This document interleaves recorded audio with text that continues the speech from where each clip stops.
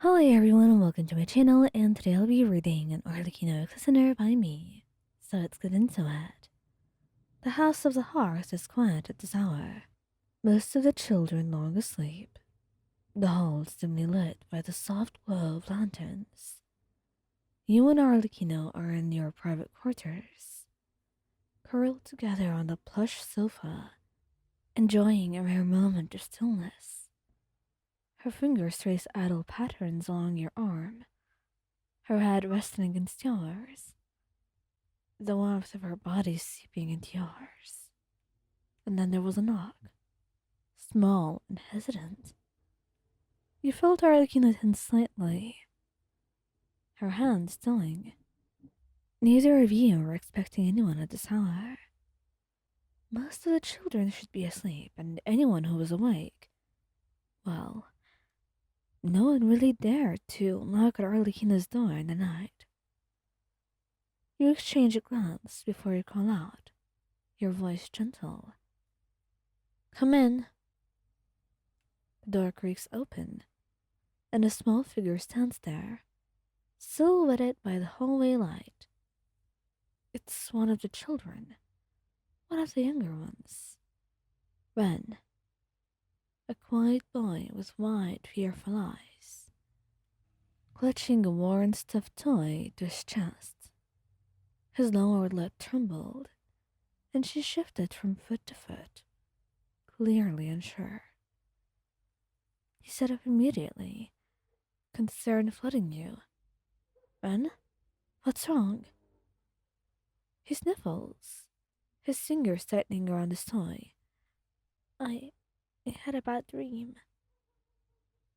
Arlecchino doesn't move, but you can feel her gaze sharpen, assessing the situation. Normally, the children wouldn't dare come to her with something like this. They respect and fear their father, admire her. But she is not the first one that they seek for comfort. But tonight, you're here, and maybe that makes all the difference. You don't hesitate. You hold out your arms. Come here, sweetheart. Ren hesitates for only a second before darting forward, scrambling onto the sofa between you and Arlecchino. He presses himself against your side, his small frame trembling, and you wrap an arm around him, rubbing soothing circles on his back. It's all right. You're okay. You murmur. You're safe now. And Arlecchino watches, in silence. Her expression is unreadable, but you know her well enough to see the light softening around her eyes. Ren sniffles again, burying his face against your sleeve. It was scary, he mumbled. There were monsters, and no one could hear me. Your heart aches. That sounds really frightening, but you're awake now, and we're right here with you. No monsters are getting anywhere near you, I promise. He peeks up at you, then hesitantly glances at Arlecchino. You feel more than see the way that she shifts, the way she considers her next move. Normally, she would leave this to you. Comfort is not Arlecchino's domain, not something that she excels at, not in the way that it's yours. But something about the way this child looks at her, equal parts wary and hopeful, seems to give her pause. Then slowly, deliberately, Arlecchino reaches out and rests a hand on Ren's head, ruffling his hair lightly. You are under this roof, and I'm right here with you, she says, her voice quieter than usual, lacking its usual sharp edge.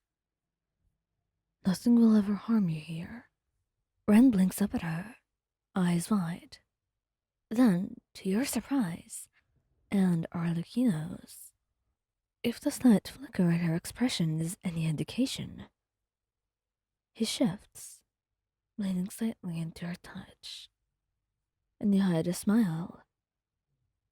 For a long moment, the three of you just sit there in silence, the only sound being the sound of Ren's slowing breath as he calms down. And then, Arlecchino exhales, something almost resigned, and then shortly adjusts her position, making room. Lie down. You'll fall asleep easier this way, she says, not unkindly, although she lacks the softness needed. But the gesture is understood. Ren hesitates for a little bit, then with a glance at you for reassurance, carefully curls up between the two of you, his head resting against Arlecchino's side. And Arlecchino stiffens, only for a fraction of a second, before relaxing, one arm draping loosely around his small form. And you meet Arlecchino's gaze over Ren's head, and the look she gives you is almost exasperated, but fond. Look what you've gotten me into, it says. But you don't regret it. You love seeing her like this, softer, without all the edges that she is used to having. Perhaps it will do her some good as well. And you only smile, reaching over to squeeze her free hand. Ren yawns, nestling deeper into the warmth between the two of you. Thank you, he murmurs sleepily. And Arlecchino doesn't respond, but her fingers tighten ever so slightly around yours. And as the child's breathing evens out, as sleep finally claims him, you realize this is a side of Arlecchino that if you ever get to see, the side that not only protects with violence, but with a quiet, steady presence.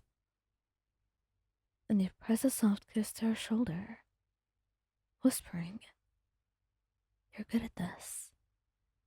She huffs, but her arm around Ren doesn't move. Don't get too used to it. But little does she know, it's a little too late for that.